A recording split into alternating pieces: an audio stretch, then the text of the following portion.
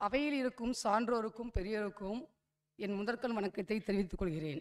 என் கவிதையினுடைய முதல் தொடக்கம் ஏழ்மையில் விடியல்.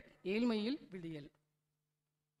விடியட்டும் விடியல் விழுந்தே மடியட்டும், பிறக்கட்டும் மலை துளிகள் வான்மலையே வந்த மலையே, வீழ்ந்த மண்ணை நினைத்த தேன் மலையே, பால் நிலவும் பழகட்டும், பட்ட சூரியனும் துடிக்கட்டும் வான்மலையே, வந்து மீண்டும் பொழிந்திடும் மலையே, வீழ்ந்து ஓடோடி நதியாய் பிறந்து உருண்டோடி ஓடி மலையோடு முகலோடும் நடந்து சென்றிடு, சமவெளியில் பாய்ந்திடு நதியே, நதியில் வழிந்த நீரே, நீரில் மிகுந்த துளியே, விண்ணை பிளந்து வீழ்ந்தோடி விரைந்து வந்து பிளந்த பள்ளத்தில் வீழ்ந்து தவழ்ந்து மலையே வந்து, தள்ளாடிய பயிரை வளர்த்து மண்மடியில் அமர்ந்து மண்ணுள் புகுந்து குளத்தில் கொப்பளித்து குதூகலமாய் குட்டையில் வடிந்து தெப்பமாய் நிறைந்து ஏரியாய் விரிந்து வடிகாலில் விழுந்து எழுந்த குழியெல்லாம் நிறைந்து